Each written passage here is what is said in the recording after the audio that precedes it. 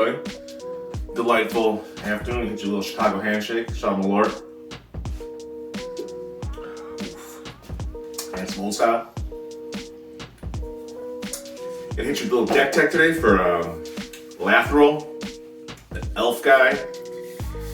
One of the things I've noticed about this guy already, I played him twice. One game was an actual joke. The other game I did some stuff, but didn't really get off the ground, is that I don't think this is the deck I'm going to be able to play. That being said, what I mean is, it's a deck that no matter what I do, I'm going to get targeted out first, and the person who doesn't do anything is going to win. This is exactly what happened the second time I played it. I got targeted out, I had like one thing, and then like, oh, I know what that deck does. Like, bro, I built this deck in an hour, 20 minutes ago. It's not that deck. It just goes to show that when you're playing Commander, when you're in a group dynamic like this, you gotta play the person, not the deck. Just because people are gonna have such a trigger, a knee-jerk reaction to seeing this deck, they're like, oh, I know what that deck does, he's gotta go. My decks have one thing, it's a locomotive. You know, anybody who knows me in real life, anybody who played Magic with me, know that I have no nuance. You know, I'm a bull in a china shop. You know, you either find me delightful or you find me obnoxious. And that's exactly how I play Magic. My decks are full speed ahead. I do not play, I have one vaguely combo deck, but even then it's not even combo. Other than that, I'm just gonna run at you with everything I got 100% of the time. And that's it. So we'll see how this deck goes after I play it a couple times. But like I said, if you're playing Commander, play the player, not the deck. Because if you know that old Stevie over here plays combo and pulls games out of his ass, and he's playing Autumn Willow. And then you got old Chuck over here who only plays Voltron, and he's playing like your atypical Voltron commander. I'd be more worried about Stevie playing Autumn Willow, because you know Stevie is out here pulling combos out of his ass from 1997. You're like, what card is that? That card's in Homelands? I had no idea that card existed. Whereas, you know, Chuck is gonna have his set of swords, his GTAs, his hammer and the Zons. He has all your atypical Voltron stuff. So even if he's playing an optimized Voltron deck, you know what's coming. Stevie over there, you don't know what he's pulling out of his ass. So you gotta keep that in mind when you're playing Commander. At least that's my 2 cents. So here is the deck tech for Lathril. All right, guys, so here we go. We got Lathril, Blade of the Elves. He is 2 colorless, 1 black, 1 green for a legendary creature, Elf Noble. He's fancy. He has Menache, the Menace. Whenever Lathril, Blade of the Elves deals combat damage to a player, create that many 1/1 green elf warrior creature tokens. Tap 10 elves you control. Each one loses 10 life and you gain 10 life. When I saw that, I said, that looks sweet. I want to try to abuse that tap ability.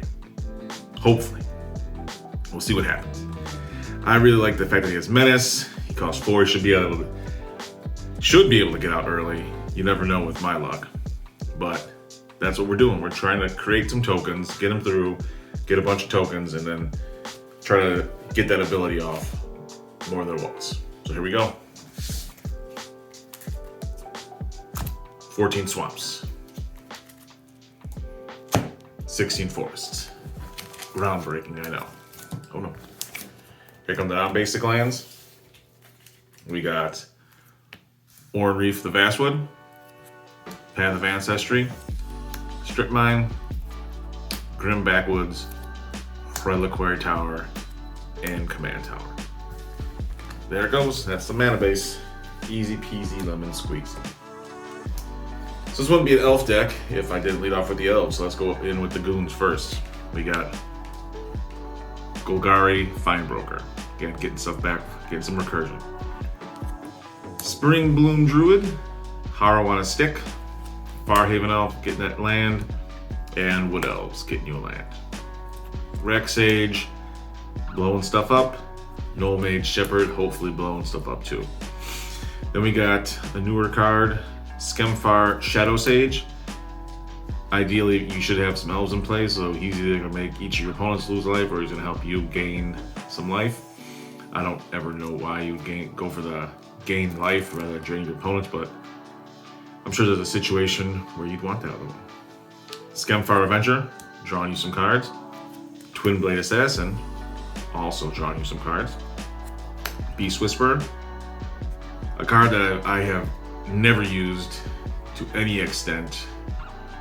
It never works for me. It never sticks. No matter what I try to do with it, no matter how many decks I jam it in, the minute I cast it, either gets countered or gets shot.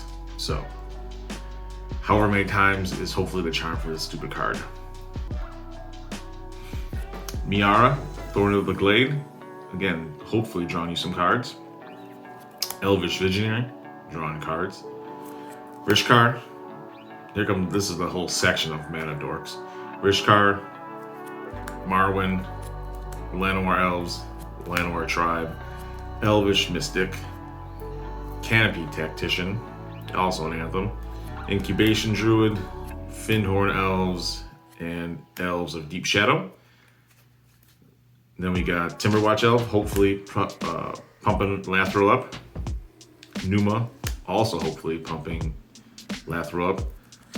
Ivy League Denizen, hopefully pumping Lathril up. Here comes some of the classier elves. Nissalana Huntmaster, making you elf tokens. Elvish Archdruid, it is going to be an Anthem and Mana Dork. Then we got Wolverine Riders, making tokens and then giving you a little bit of life gain. And then Imperious Perfect, again, giving a little Anthem and then helping you make tokens.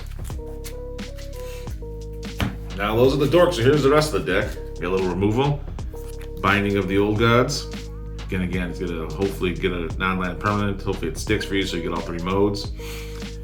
Casualties of War, Putrefy, Krosan Grip, and Spark Harvest.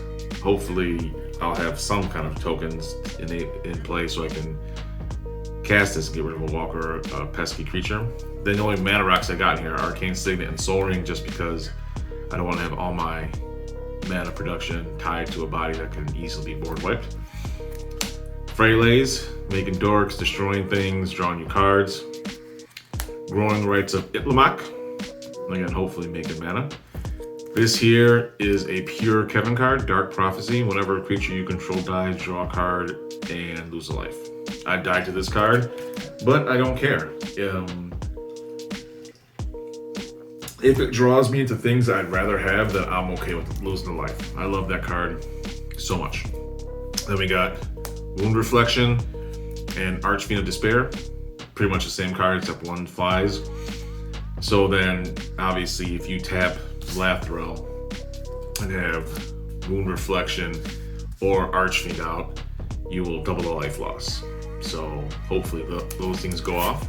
This card's dumb expensive too, but whatever. It's worth it, I think. And I had to do it. This was a topic of much debate in my head whether or not I wanted to put this stupid combo in. And I gave in to my weakness and put it in there just for the cheap win. I pulled it off once, and like I said, it felt like I got a hand job from my cousin. It works. Is it pretty? No. Do you feel dirty afterwards? Yes.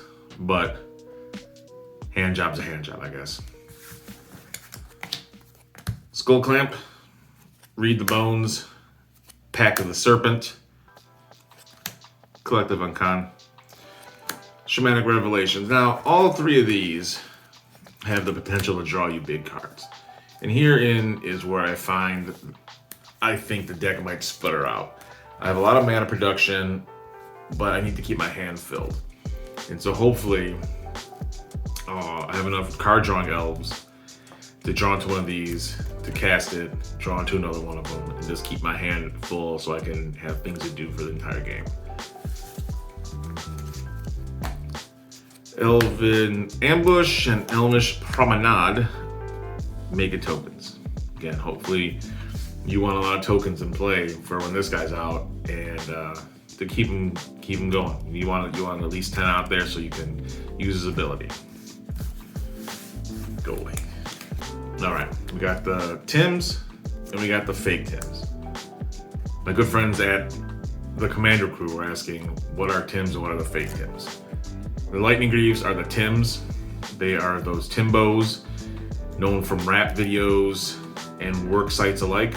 And these are the fake Timbos that you see someone wearing, you know, that's not got it all together. Maybe his girlfriend bought them for him because she doesn't know what Tims and Carhartts are. And those are those. These are the fake ones. These are the ones that are, they get the job done, but no one in the streets is gonna tell you your Carhartt boots are fresh. You get some fly Tims on and someone's gonna say, man, Timberland to death. Now, here we go. Since he has Menace, we have Silent Arbiter, Varak, Battlehorns. Those are going to make him unblockable. Since both of them say only one creature can attack and one creature can block, and then the Battlehorns say can't be blocked by more than one creature, those two make him unblockable. And then we got Pen and Blade, Stoneforge, Masterwork, and Crown of Skemfar.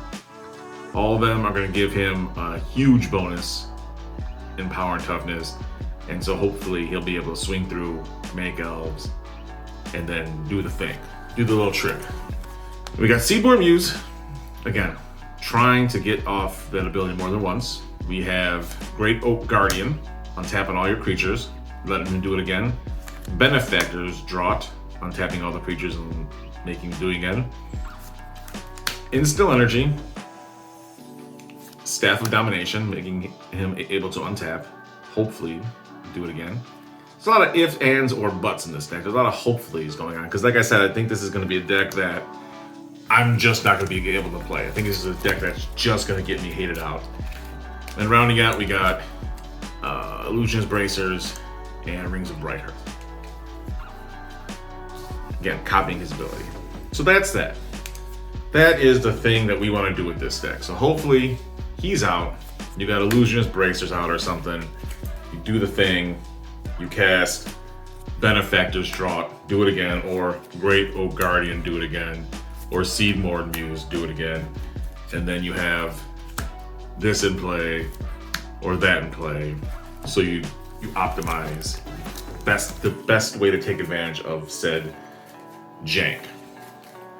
This is the all-star of the game. I played the game that I actually was able to do some things. It was wholly because of Dark Prophecy. In the original idea, I had Fecundity in there. I had Symbiotic Deployment, Phyrexian All Arena, Mold Divine Reclamation, and Death Cap Ritual. I took Fecundity out immediately just because, as good as it probably will be in this deck, I don't like cards that, without question, give my opponents benefit too. And this, even though I think I'll have more creatures die and I'll take advantages of this more, the fact that I'm filling my opponent's hands with cards makes me uneasy. So that's gone. Symbiotic Deployment, the same thing. I think this card can do well in the deck just because there'll be so many dead elves, like, you know, Wood Elves, Farhaven Elf. Once they're on the board, they don't do anything. But the fact that it has such a steep drawback of not having a draw step, I'm afraid I'll try to kill it and then someone at the table will counter my attempt at killing it. So then I'll just be sitting there with no creatures and no draw step. And then, I don't know. These are all too conditional. I've recently stopped, for the most part, running Arena, unless I'm playing some kind of Enchantress build where I'll get some kind of initial value. But at what point are you okay saying, I'd rather have a Read the Bones? So they both cost, oh, Jesus Christ. Let me take a drink of my beer, I can't even speak. They both cost 3 mana. One gives you an initial scry 2 and draw 2, so technically you can dig 4 cards deep. And then Arena just comes out and it sits there. You might be able to get back to your turn and draw some cards. You might not. Someone might kill it on sight. Same thing with these two. You pay 4 and 5 for them respectively, and maybe you'll draw a card. But this is a guaranteed 2 automatically for the same price as that. And I'm at a point where I'd rather have the 3 cards immediately. You know, you'll feel pretty dumb if you cast one of those and you don't get any value off it, if I just wasted a turn. Well, that's my 2 cents again, guys. Like, comment, subscribe. Tell me what you think of my deck. If this deck does not take off like I think it's gonna, if I just sit here with my hands up my ass playing this deck, I'm gonna take it apart and build one of the new Commander Witherbloom guys. But let me know what you think, guys.